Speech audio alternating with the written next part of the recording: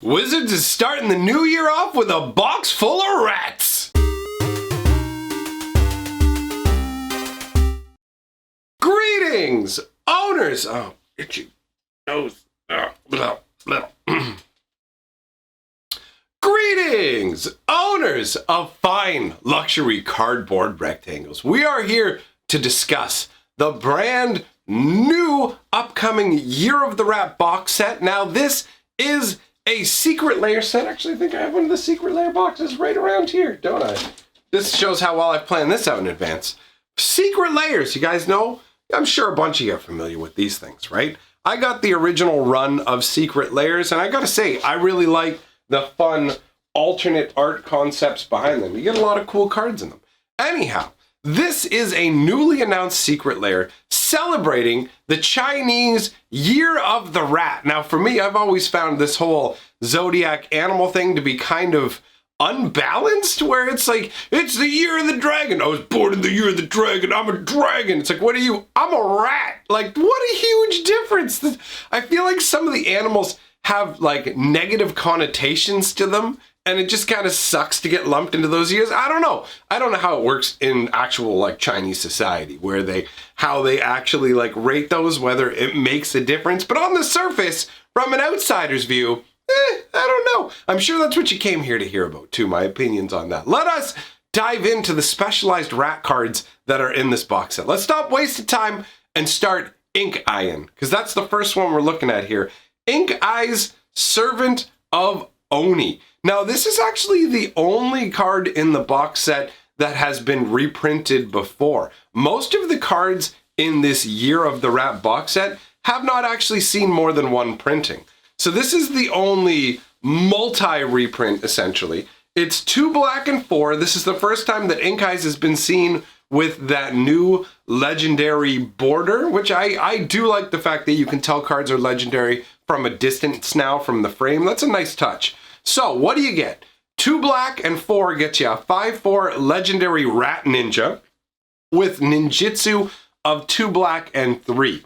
For those of you who haven't been around since the Kamigawa block and are not familiar with how ninjutsu works, essentially what it allows you to do is pay the ninjutsu cost while you are attacking, and after blockers have been declared. You can replace one of your unblocked creatures with Ink Eye. So basically, if you were attacking with some creature, it didn't get blocked, you pay the ninjutsu cost, and you're going to get to put Ink Eyes out instead of that creature. Ink Eyes is now attacking and unblocked and will hit your opponent, which is going to be pretty solid for you when you take a look at what Ink Eyes does whenever it deals combat damage. Because whenever Ink Eyes Servant of Oni deals combat damage to a player, you may put target creature card from that player's graveyard onto the battlefield under your control.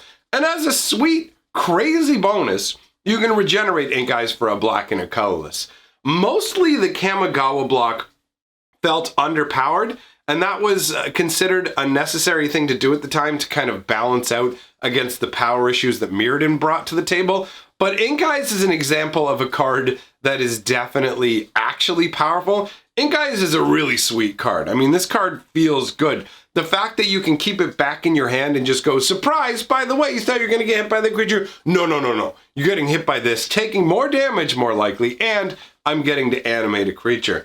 Now, this artwork feels like it varies the most from the rest of the artwork in this box set. They are all showing indications of being tied in to a like New Year's sort of celebration with like these kind of lanterns and things like that. Honestly, I don't know that much about New Year's celebrations in other countries, so I can't say specifically what ties into what. But overall, the other cards give more of a festive, like, here we go, we're celebrating the New Year's kind of vibe, whereas this Ink Eyes is a little darker and less playful. The other cards are definitely in the more playful category. So this artwork is done in black and white, which is an interesting style because the original Ink Eyes had these glowing red eyes that trailed like essentially like the essence of those eyes, just this crazy red energy that would emanate upwards off of her eyes.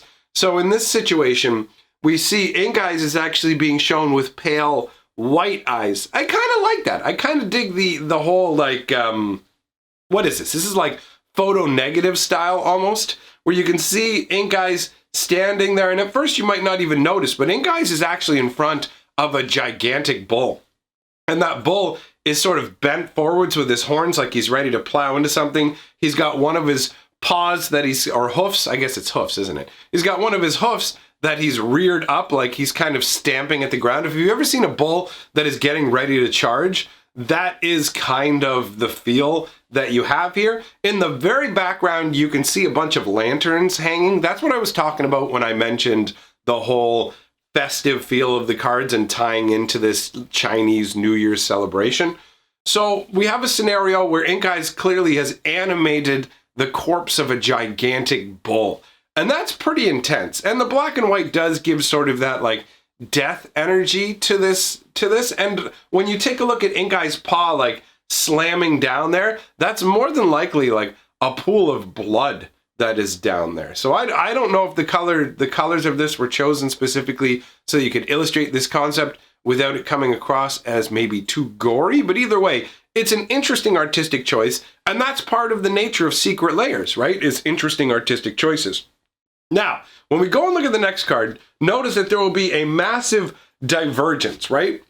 Because we're looking at Marron now, and this is another legendary rat creature, just like Ink Eyes is, but the whole feel of it, immediately, as soon as you look at it, you get a completely different feel. This is a more homey, kind of comfortable feel to the card. So, 2 black and 3 get you a 2/3 legendary rat rogue. All rats have fear. Tap Marron, sacrifice a rat, create X 1/1 black rat creature tokens, where X is the number of rats you control. And the flavor text says, a sumptuous feast with friends starts the New Year's off on a good paw.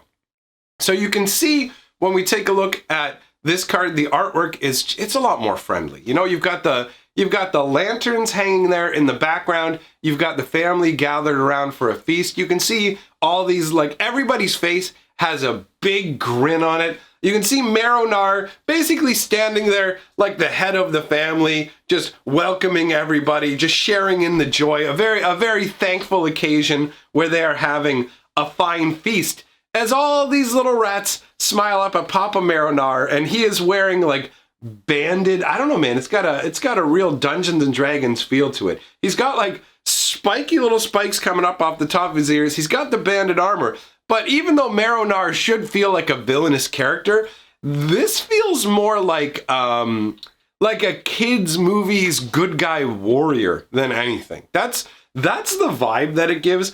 But the artwork is actually kind of sinister once you sort out its ability and look at what's going on, because tap sacrifice a rat, create X 1/1 black rat creature tokens, where X is the number of rats you control, combined with a sumptuous feast with friends starts the new year off, right? Basically, look at on the table. Notice they have different kinds of food. But what's in the forefront with the bones? What's that meat? That's a rat. They're eating one of their family members. It's like Marron is like, everybody enjoy the feast of Billy. I chose Billy and I butchered him and now we're eating him. So that, it's such a contrast to the light, playful nature of the artwork, the whole like we ate Billy aspect of it. I love it. So all the rest of the cards from this box set are in the same vein of like celebration-y and more like just kind of festive and fun. The next one we're going to look at is Pakrat. That's 1 black and 1. Pakrat's power and toughness are each equal to the number of rats you control. Pay 1 black and 2, discard a card, create a token that's a copy of Pakrat. A procession of gifts with no end in sight.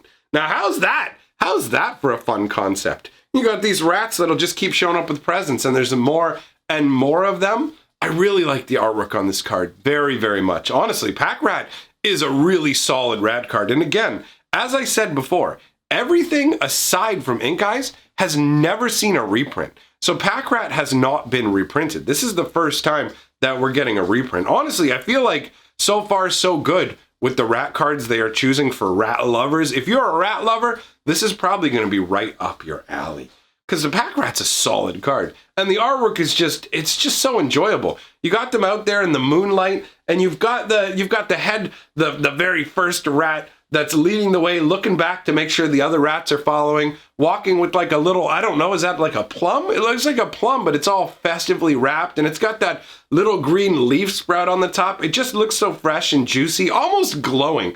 And I like the way that the rat looks too. It looks like the white part of his face actually makes it look like he's wearing a mask. And he's got these little like robe designs on. It looks like I can't 100% tell whether he's wearing a robe or if he just has a bunch of flowers kind of festooning his fur and creating that effect. And there's even little red, I don't know what those exactly are. They're kind of like, they look almost a little bit like bookmarks, but they're wrapped around his tail. And then you can see as the procession goes back further and further, you can see all these little white faces, and they're all bringing different gifts. So that's a very fun, festive concept. And the artwork I find to be very striking. Honestly, I am digging this secret lair. The final card we're going to look at is Rat Colony, and it is 1 black and 1 for a 2/1. Rat Colony gets +1/+0 for each other rat you control. A deck can have any number of cards named Rat Colony. No matter how crowded the den, everyone's welcome to squeak in for the festivities. Oh, a little play on word there, get it? Mice squeak, but you can also squeak inside. We're gonna make that room for you. So Rat Colony is originally from Dominaria. So this is one we just got as our most like recent version of the you can have any number of rats. This whole concept kind of goes all the way back to the day of plague rats.